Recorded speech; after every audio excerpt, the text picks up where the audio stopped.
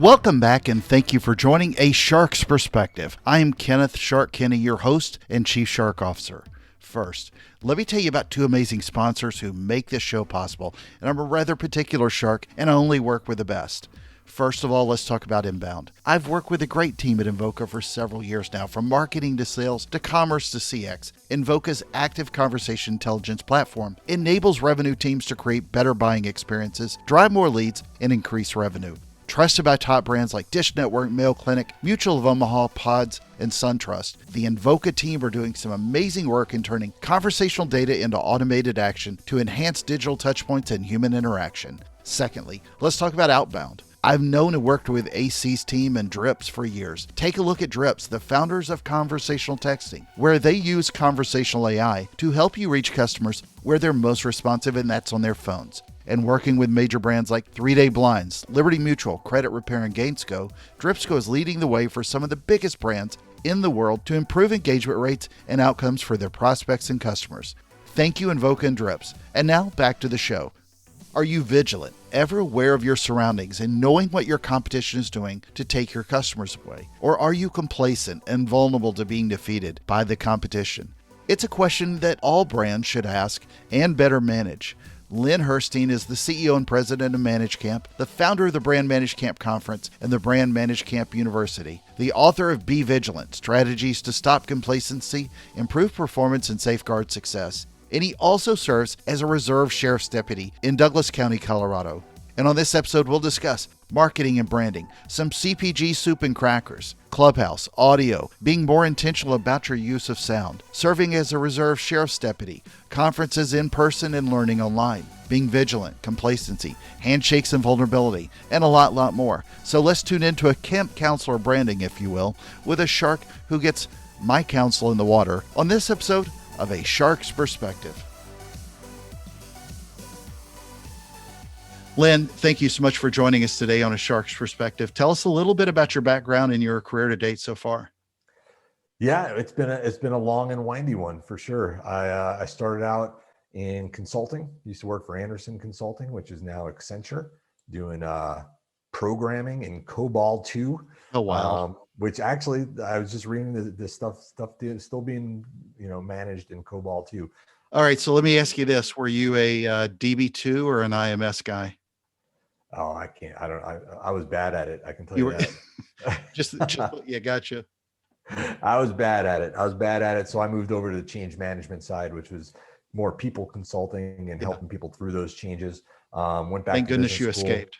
Yeah, exactly. And then I got into marketing and worked in traditional consumer packaged goods brand marketing for first Nabisco, and then Coca-Cola, and then Campbell Soup Company, both in base business and innovation, sales roles, marketing roles, and then jumped on the .com thing for a little bit in between there somewhere, and eventually found myself going to a lot of conferences that I found myself coming home early from, and there was a lot of things bothering me about the conference industry. My wife got tired of hearing me complain about it and told me to do something about it, and I haven't been married 23 years without listening to my wife. So I did that, and that's where I created a company called Manage Camp. We do an annual Brand Manage Camp conference, marketing conference that we've been doing. This will be our 19th year. We're doing it virtually right now, obviously, but I hope to get back to live soon. And about 6 years ago, I became a reserve sheriff's deputy here in Douglas County, Colorado. And I do that. I went through a full training academy and field training program, and I'm a fully certified field patrol deputy. I just do it for free. I've been doing that for 6 years, and that experience combined with my over 25 now 30 years of marketing experience and brand and business experience led me to my book that I have coming out in hopefully in September. It's called Be Vigilant, Strategies to Stop Complacency, Improve Performance, and Safeguard Success. And it's all about this concept of complacency and how complacency kills, not only in law enforcement, but in business and relationships and marriages and brands, and what actionable things that you can do every day to help fight that complacency and be more vigilant. That is my less than 3 minute synopsis of my life. Well, first of all, especially because I've had family do this as well, and have been reserved sheriff's deputies. Thank you, one, for your service, Ah, my pleasure. Thank especially considering what you do for free. you. That has always amazed me. The first time I heard anybody doing that, it impressed me that much more that somebody would do that to serve without asking for anything in return. Makes you question the validity of this psych evaluation they put Yeah, me through. yeah, exactly. Uh, Exactly. So what we were talking about earlier, we met through Clubhouse, yeah. through a Clubhouse room with a mutual friend of ours. And I really wanted to talk to you because as we discussed before, about what the value is of Clubhouse and who is there. I think a lot of the conversation that's changed since you were working for these large brands versus where a lot of people have positioned themselves today. It's Uh-huh. not really focused on serving the brand unless the brand is you. When you look at places like Clubhouse or any of the other social channels, how do you look at brands today and a lot of the education that's out there, Yeah. including with your own conference, versus what is really consuming a lot of the oxygen in the room Yeah. with sort of the self brand conversation? This all gets back to a lot of what I do today is built on my experiences and the people that I've met and the things that I've learned. And Brand Manage Camp as a conference, providing me 19 years of access to some of the greatest minds in brand have shaped the way I think. And so what you're asking for me leads me back to a gentleman by the name of Bruce Turkel. And Bruce is an advertising guy out of Florida, out of Miami. I don't know if you know Bruce, but he talks about a thing. What he says is it's all about them, right? And I think this is a universal concept that you can use in life, in brand, in business, in Clubhouse, in social media, and whatever you do. That I think over and over and over again people lose sight of. They lose sight of it when they're up on stage. They lose sight of it when they're trying to sell a product to somebody. They lose sight of it when they're doing advertising. And the whole idea is it's not about us, right? It's about them. It's about the customer. It's about the consumer. It's about the recipient of your information and what's in it for them, right? And how do we stay focused on that? I think brands have learned over time. We went from this idea of blogging, right, which was like us regurgitating information, and advertising, right, throwing information out, and then social media came on, and the whole thing is now it's a two-way street. Now there's a conversation, right? And that conversation, when it becomes about me, becomes less interesting than when that conversation is about you, right? And I think that's probably, you mentioned Clubhouse. I think that's a kind of a learning curve that's happening with Clubhouse right now. You and I were talking before we went live here about Clubhouse and how I've dabbled a little bit, but I really have not jumped in with 2 feet by any stretch of the imagination. But I can tell you from what I've seen so far, it's a lot about me, not me particular, but whoever's Right, right. talking, whether they're the person running the room or the person raising their hand to say something. A lot of it is, look at me, how about me, here's what I have to say. And there's not a lot about making it about them. And I think that'll change over time. And especially as people are thinking about what are brands' relationship with Clubhouse or TikTok or whatever people want to talk about these days in terms of how do brands get involved. Eventually, it's all going to come back to that very, very simple concept. If you make it about them, people will come, people will listen, people will engage. You'll hopefully drive that goal of forming relationships as opposed to driving transactions, right? And if you make it about what's about me, now if you're a celebrity and people are super interested about you, that could work, right? But if you're not, like I'm not, or brands aren't, you have to eventually make that transition and say, okay, enough of us talking about us. What do these people need to know, and how can we be a part of providing them solutions, providing them answers, providing them insights, or anything that they need to make their lives better. So, talk a little bit about what the conference does as a whole that's different, say, from other conferences with Brand Managed Camp Conference.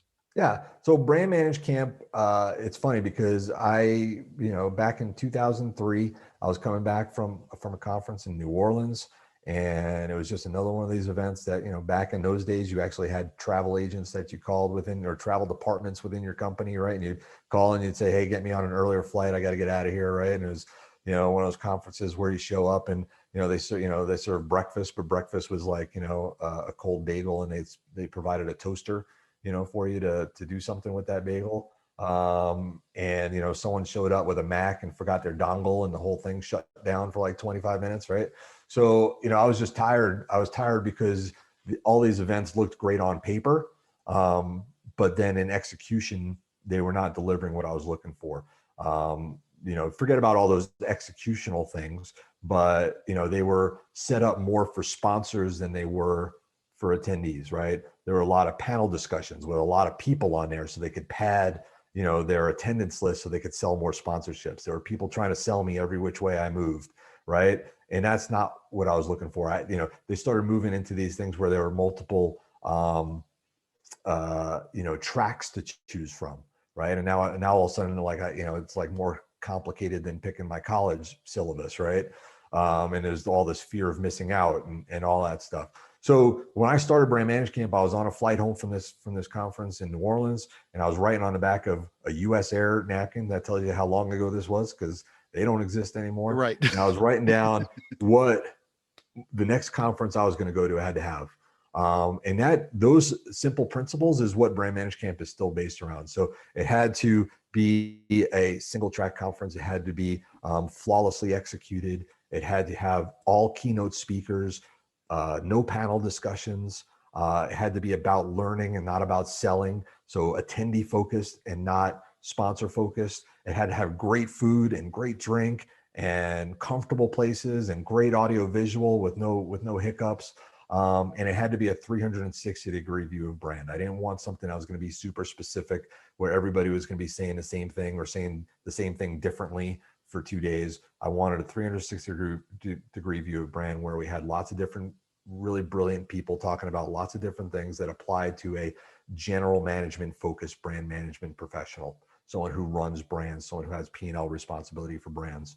And that's still what Brand Manage Camp is all about. If you look at our agenda, we don't have people overlapping. We don't have tracks to choose from. Now that we're in, virtual, at least for the short term, we are still focused on flawless execution and making it so that people get the most, not just taking our live conference and making it, a virtual conference, but redesigning it to be optimized for virtual. So all those same principles that I wrote down, all those years ago still hold true. So talk a little bit further about the 360 view of the brand, because I saw that on the website as well. And having worked on the brand side, I think this is extremely important.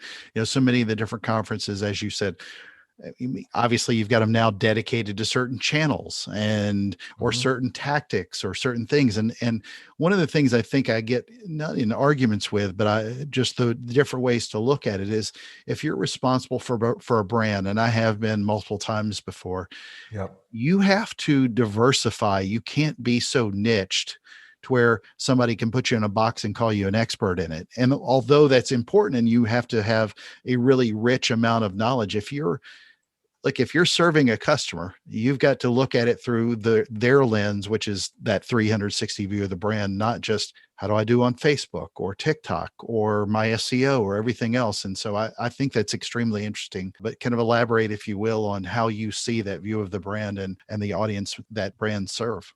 Yeah, I mean, this came from my training in traditional consumer packaged goods marketing. So when you go to a company like Nabisco or Coca-Cola or Campbell Soup or General Mills or Clorox or Colgate or whatever it is, right? Procter and Gamble, they all have a similar way that they look at brand marketing, and that is with the marketers at what they would call the hub of the wheel, right?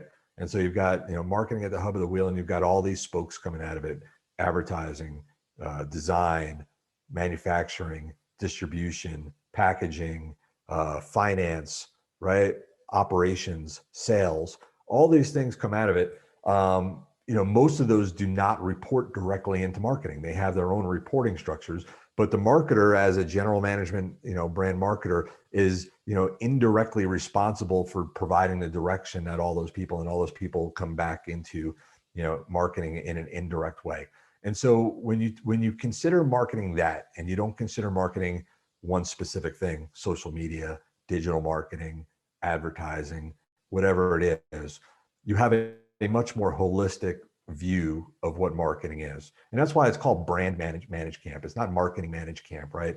Brand, because it's everything as it relates to managing that brand. And you know what? The financials of that brand, market research, social media, all those things have a place to play.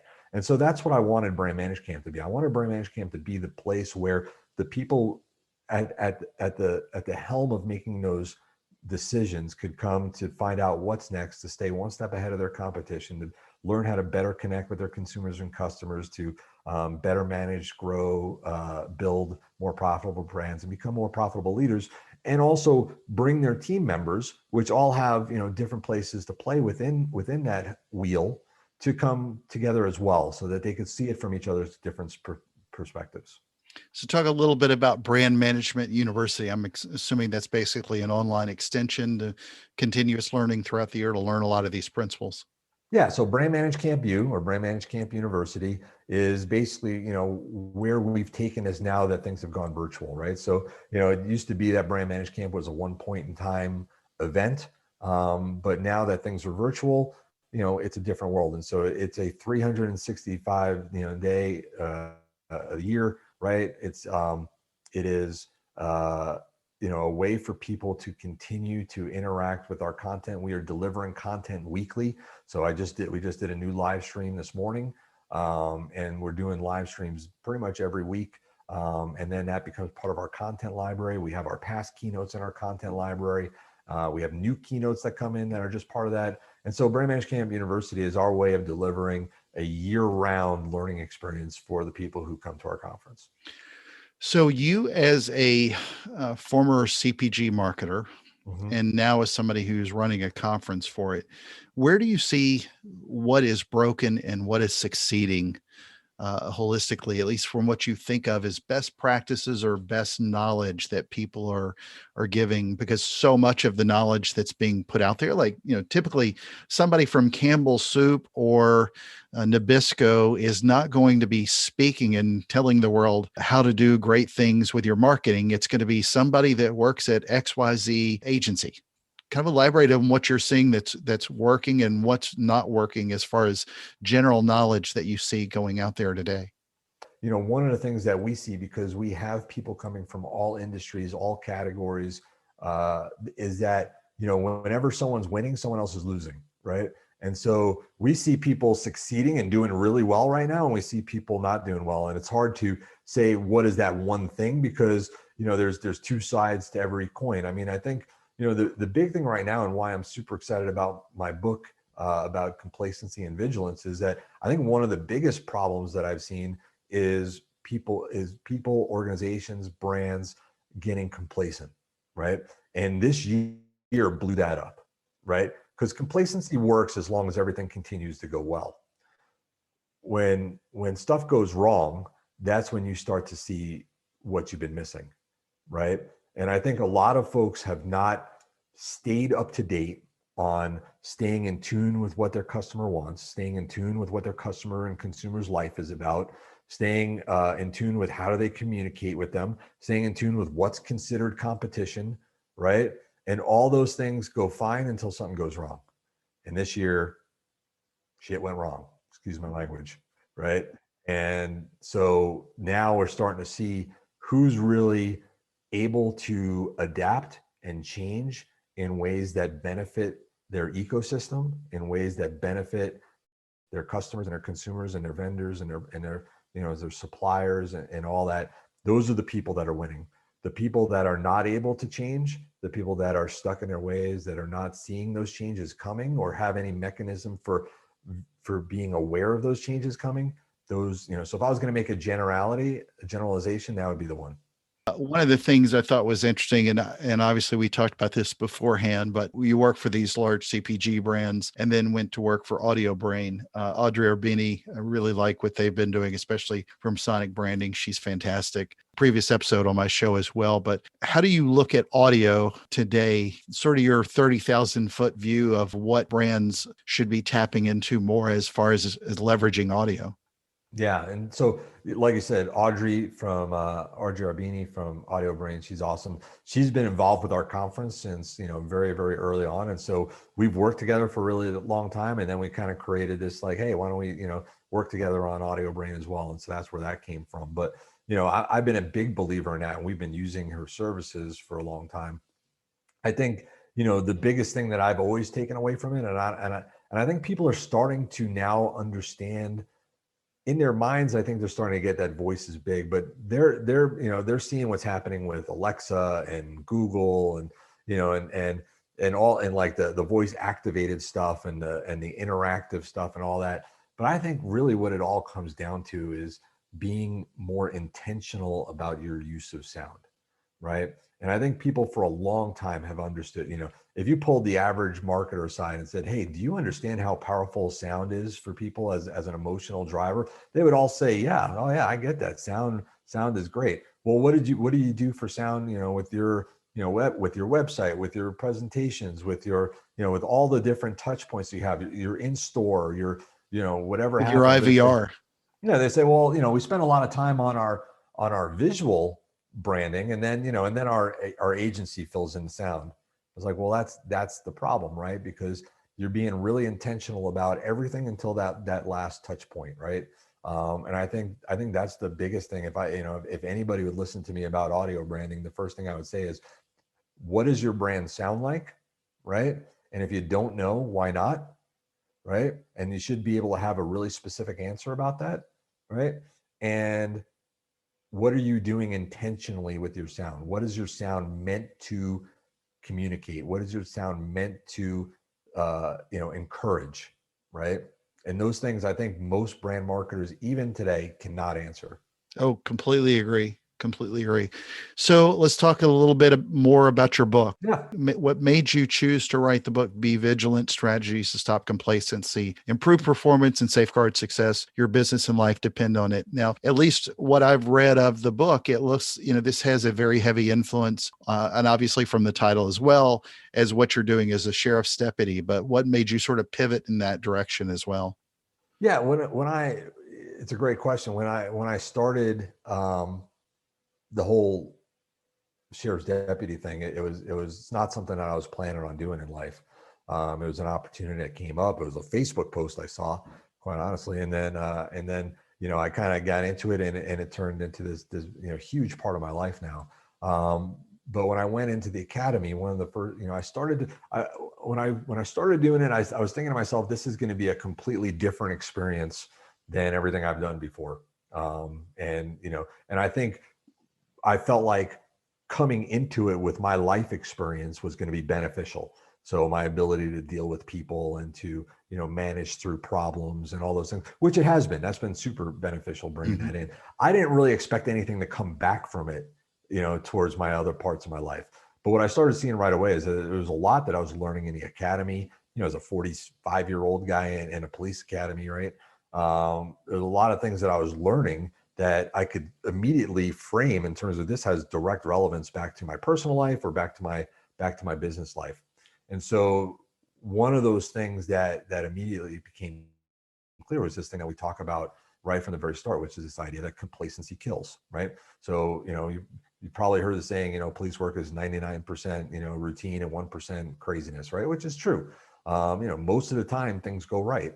Until they go very wrong. And we just had a terrible example of that here in Colorado last week. And so, those are things where, most of the time it doesn't go that way. Your calls are not like that 99.9% of the time. But you have to stay ready for that whenever that happens. And so a lot of what we learn throughout our entire career in law enforcement is how to remain vigilant when vigilance is not the easy thing to do, because it's easier just to do things normal like they've worked out 1,000 times in the past, right? And so we do a lot of things every day that help us remain vigilant, right? And that's where I started looking and I say, well, gosh, complacency is not just detrimental in law enforcement. It also, destroys businesses. It destroys brands. If you want to think about Blockbuster or Sears or Circuit City, or, you can, whatever ones you want to name off the top of your head that were once great brands that then had a huge fall, you can always trace it back to some level of complacency, to things that now you look back and say, how did they not see that coming? How did they not know that they were vulnerable in that way? But they didn't in the moment. If you look at, relationships, most failed relationships, you can at some point in time attribute back to an element of complacency, where people got comfortable and confident and overconfident, and forgot about what are the things that we need to do to make this work, right? And so that's what the book was. That was the idea for the book. Is I said, well, guys, there's so much that I'm learning here that I'm able to apply back to my business life, to my personal life. And so the book became, an understanding of what complacency is, because we all talk about complacency. You can't watch, a sports game without someone saying, oh, they're getting complacent. But nobody ever talks about, people will say, don't get complacent, with coronavirus or COVID. Hey, let's not get complacent now, right? But nobody ever talks about what that actually means. Like, what do you have to do to not be complacent, other than just not be complacent, right? Well, exactly. You don't want to create an environment where people can't be at least at rest. But what I really enjoyed about, especially what I read from the first chapter, is just looking at the vigilance check. And it was really exploring to yourself, what does it mean to be complacent? Like, I don't know that most people even think about that. I do. Oh, The same way as a diver, or as when I've done martial arts most of my career. And I taught combatives, just as you learned as a cop. When you learn situational awareness, when you learn to basically always be learning, and from your surroundings and your environment, it gives you a different appreciation to not be complacent. And stagnation is what's killed so many brands. But I love the fact that you're asking, what conditions or attitudes make complacency more likely. I love that. I like the question, where are you most vulnerable to be complacent? yeah. These are really good questions that people and brands, I mean, any marketer can read this book, not a sheriff's deputy, and see No, the exact same look, thing. Any yeah. leader anywhere can read this and think, these are the kind of questions I need to ask. Well, and the book is filled with examples.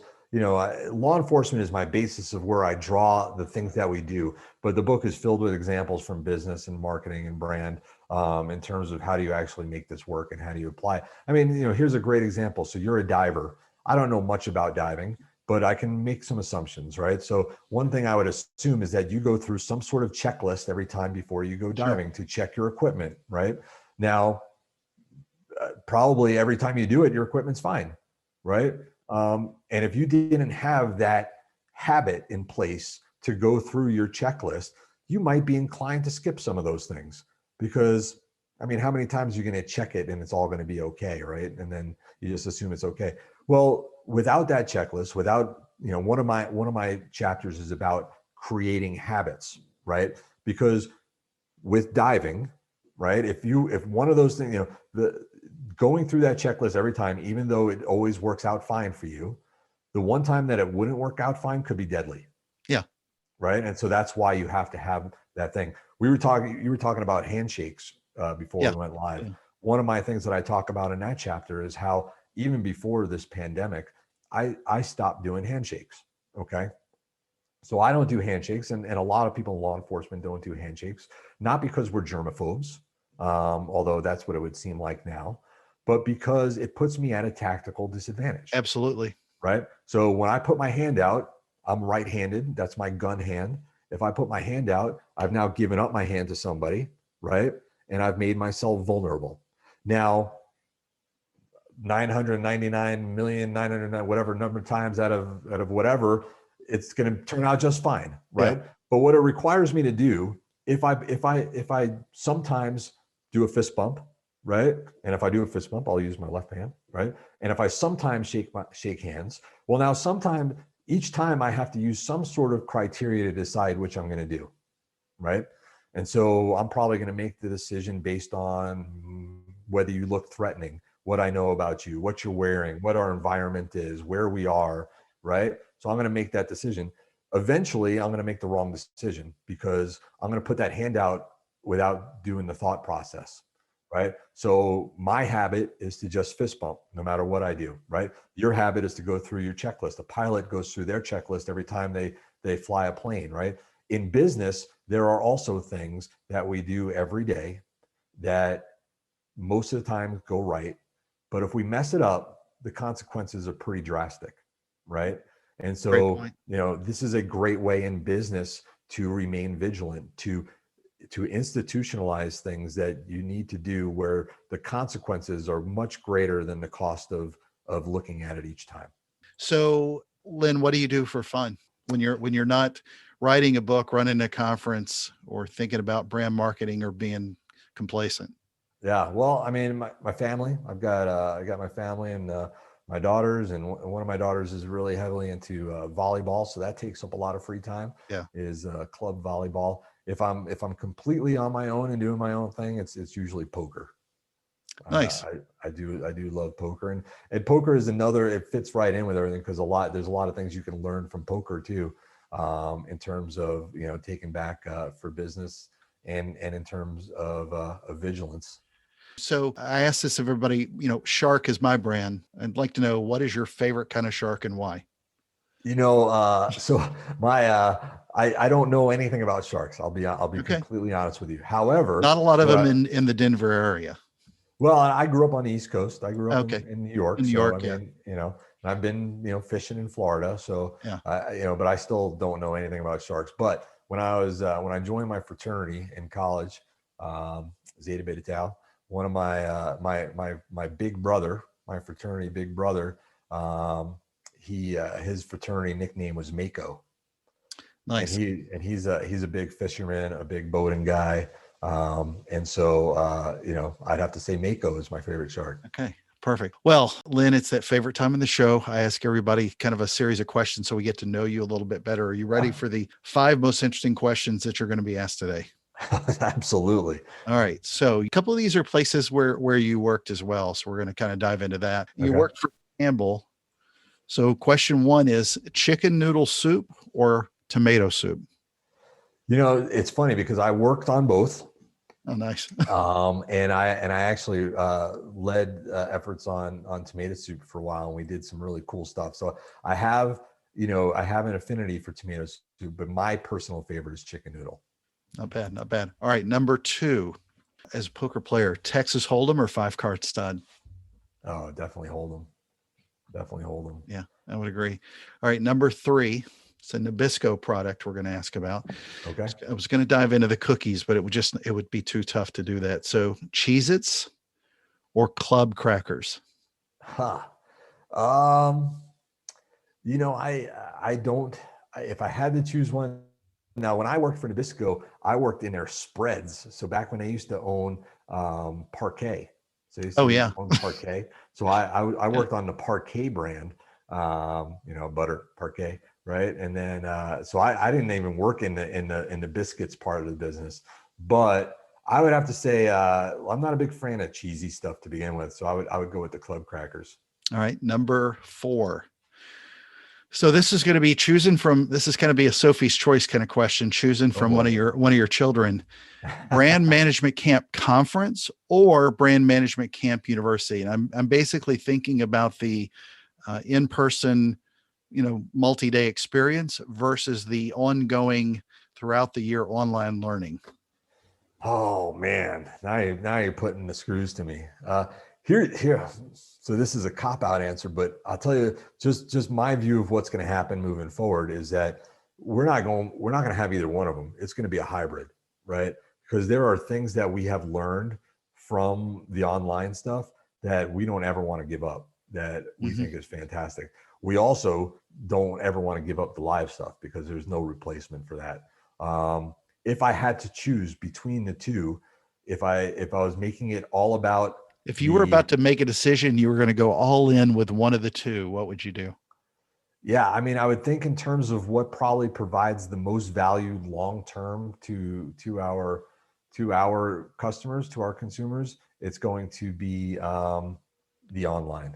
I think the online. If I had to choose one, but I don't want to choose one because I think both are super valuable. And they're both super valuable, and it's very hard to look through the prism of whatever day we're in of the month we're recording this, because 30 days out, it's going to be a new perspective and more people will be vaccinated and everybody will be heading to the beach and everything else. So I don't know. I just know, having just come back from my first conference, that there was a lot more in-person love and appreciation for being in Right. person than I even expected. It was, Well, just to clarify, when you're saying coming back from your first conference, because we were talking about this before we went yeah, live, yeah. you just went to your first live conference in First over a year, live right? in-person conference. Yeah. Yeah. All right. Number Yeah. 5, and the most important question you're going to be asked today is biscuits or cornbread? Biscuits or cornbread? It's definitely going to be biscuits. Good man. All right. So Lynn, where do people find out more about you, keep up with the conference, but start looking at getting a copy of the book as you get closer to completion with it and so on? Yeah. So the first thing is, brandmanagecamp.com. So it's brandmanagecamp.com. That's where all the information on the conference and Brand Manage Camp University is. If you check me out on LinkedIn, Len Herstein on LinkedIn, or you check out Brand Manage Camp on Twitter or Facebook. Those are going to be the places where you'll continue to get information about the book as it becomes. So the book is most likely going to be out in the beginning to mid part of September. So that'll be it. But just connect with me on LinkedIn or connect with me on Twitter. You'll get all the updates, you'll get all the information. And I would love for people to check it out. I think I know I'm biased, but I can tell you this, that I've been around people who have been writing books for a really, really long time. One thing I'll tell you is that it is hard, man. I have a newfound respect for people who write more than one book. It's like when you have more than one kid. You have that first kid, and then when you decide to have a second one, you're like, oh, you already know what's involved in that first one, right? Yeah, what you do is you get a ghost author or ghost kids. Yeah, no, I don't have either one of them. And I certainly don't want ghost kids. Yeah. But yeah. So I have a newfound respect for authors, and I love it. But it's a book that is built around delivering actionable insights that you can use right away. And so you talked about the vigilance questions at the end. Those are at the end of each chapter. Every chapter has questions for you to ask yourself that you can then take the learnings from that chapter and apply it to your business, to your life, wherever you can. And you will find that you will walk away thinking about things that you can do right away. How do you keep your threats in front of you? You'll learn what survivorship bias is. You'll learn about this idea of the OODA loop and getting off the X, and just briefing and debrief. There's each chapter has its own things that you can use right away. So I hope you get a chance to check it out, and hope you will. Absolutely. Lynn, thank you very much for joining us today on A Shark's Perspective. Yeah, my pleasure. Keep swimming. So there was my conversation with Lynn Herstein, the CEO and president of Manage Camp, the founder of the Brand Manage Camp Conference and the Brand Manage Camp University, the author of Be Vigilant, and he also serves as a Reserve Sheriff's Deputy. Let's take a look at 3 key takeaways from my conversation with him. First, I met Lynn through Clubhouse, so it only made sense to start off with a comment about social media. He makes a great point about social that we need to revisit always for brands and with people, but really make it about them. Make it about the audience you're having this conversation with. Don't listen to all the advice that simply pointed to just the one you see in the mirror. It's not always about you, whether it's a personal brand or a large CPG brand. This is a social conversation where you're interacting with your audience, having a conversation. Make it about them. Second, love his focus and reasoning for calling his own conference Brand Manage Camp as opposed to Marketing Manage Camp. Again, your customers, they're not going to give you a marketing trophy. So even with your marketing and messaging, put it at least through the lens of their eyes and not just your own or your agency's.